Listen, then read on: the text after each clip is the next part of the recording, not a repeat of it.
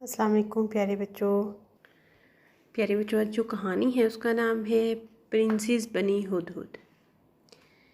پیارے بچوں، ایک پرنسس ایک بہت بڑے باغ کی مالکن تھی۔ اس نے ہر طرح کا پھل سبزیاں لگائے ہوئے تھے۔ وہ ان پھل سبزیوں کو اپنے لیے نہیں بلکہ اوروں کے لیے لگاتی تھی، اور ان کو جیسے ہی پھل اور سبزیاں پک جاتے تھے تو انہیں غریبوں میں بانٹ دیتی تھی۔ اس کا یہ سلسلہ کافی عرصے سے چل رہا تھا، مگر ایک ظالم شخص جو اس کے باغ کے دوسرے پار رہتا تھا، اس نے بھی وہی باغ اور پھل فروٹ لگائے تھے۔ وہ اپنا ایک بھی پھل یا فروٹ کبھی کسی کو منہ مانگنے سے بھی نہیں دیتا تھا، اور اسے شہزادی کے ساتھ سب سے بڑی دشمنی یہ تھی کہ شہزادی جیسے ہی پھل پکنے کا وقت آتا تھا، لوگوں کو فری میں فروٹس اور سبزیاں دینا شروع کر دیتی تھی۔ اس طرح اس کے باغ میں کوئی بھی نہ سبزی لینے آتا نہ فروٹ لینے آتا۔ وہ بہت تنگ تھا، اس کا سارا باغ ایسے ہی گل سڑ کر چلا جاتا تھا۔ شہزادی چونکہ امیر تھی، اس نے بہت زیادہ بڑے رقبے میں اپنے بہت زیادہ ایریے میں فروٹ اور پھل لگائے تھے، جبکہ وہ ظالم شخص غریب ہونے کی وجہ سے تھوڑے ایریے میں فروٹس اور سبزیاں لگا سکتا تھا۔ غریب بھی نہیں تھا، مگر ایک درمیانی نوعیت کا شخص تھا۔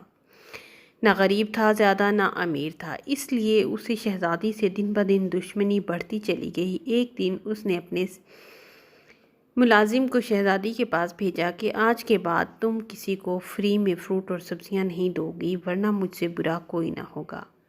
مگر شہزادی اپنا حسب معمول ایسے ہی سبزیاں اور فروٹ دیتی رہی اور لوگوں کی بھلائی کے لیے کام آتی رہی۔ ایک دن اس شخص نے شہزادی کو پکڑ لیا اور پکڑ کر اس کے اوپر ایسا منتر اور جادو پڑھا کہ شہزادی کو انسان سے اس نے ہدہد بنا دیا۔ ہدہد پرندہ بن کر اب شہزادی ڈالی ڈالی پھرتی تھی۔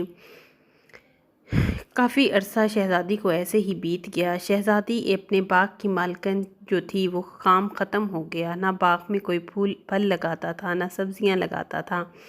غریبوں کو اب اس ظالم شخص سے سبزیاں اور پھل مہنگے داموں خریدنا پڑتے تھے۔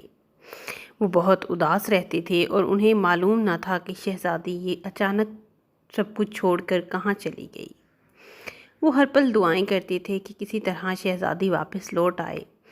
پھر ایک دن ایسا ہوا کہ ایک شہزادہ جس کے باغ میں ہدہد کی طرح شہزادی بیٹھی تھی اور بہت گمسم بیٹھی تھی، کافی دیر تک وہ شخص شہزادہ ہدہد کو دیکھتا رہا۔ پھر اچانک اس کی نظر ہدہد کی چونچ پر پڑی تو کیا دیکھتے ہیں، اس کی چونچ نیلے رنگ کی تھی۔ اب نیلے رنگ کی چونچ دیکھ کر اس شخص نے شہزادی کو ہدہد کو پکڑ لیا اور اس نے اس کی چونچ کو دیکھنا شروع کر دیا۔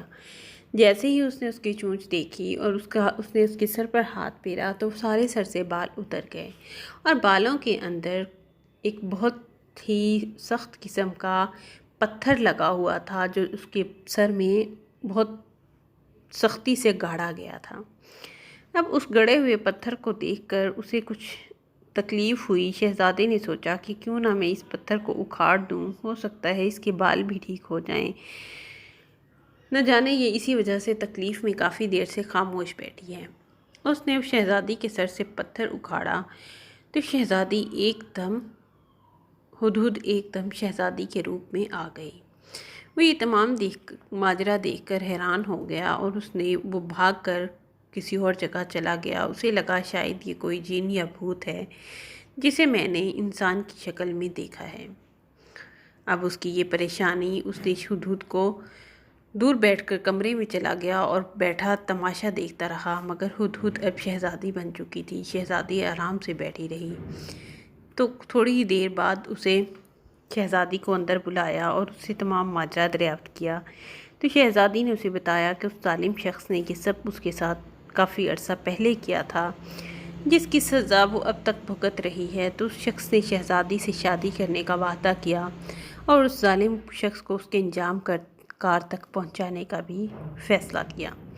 اب شہزادی شادی کرنے کے بعد اپنی زمینوں پر شہزادے کے ساتھ واپس لوٹی تو کیا دیکھتی ہے، زمینیں بنجر، کوئی سبزی کوئی فروٹ نہ تھا، غریب بھی بہت غربت کے مارے بہت پریشان تھی۔ تو آخر اس نے دوبارہ اپنا باغ شروع کیا اور آہستہ آہستہ وہاں پیداوار ہونے لگی، اور پھر اس نے غریبوں کی مدد شروع کر دی۔ اب شہزادے کی مدد اس کے ساتھ تھی، اب اسے اس کا کوئی ڈر نہ تھا۔ وہ ظالم شخص اب ایسے ہی اپنا منہ لے کر بیٹھا تھا۔ کافی عرصے کے بعد جب اس نے دیکھا کہ اب وہاں اس کی دال نہیں گلنے والی تو وہ شہر چھوڑ کر چلا گیا۔ پیارے بچوں، یہاں آپ کو میرے چینل کو سبسکرائب کرنا ہے اور بیل آئیکن کا بٹن ضرور دبانا ہے۔ اس طرح شہزادی اور وہ شہزادہ وہاں راج کرنے لگے اور لوگوں کی مدد کرنے کا کام جاری رکھا۔ تھینک یو، اللہ حافظ۔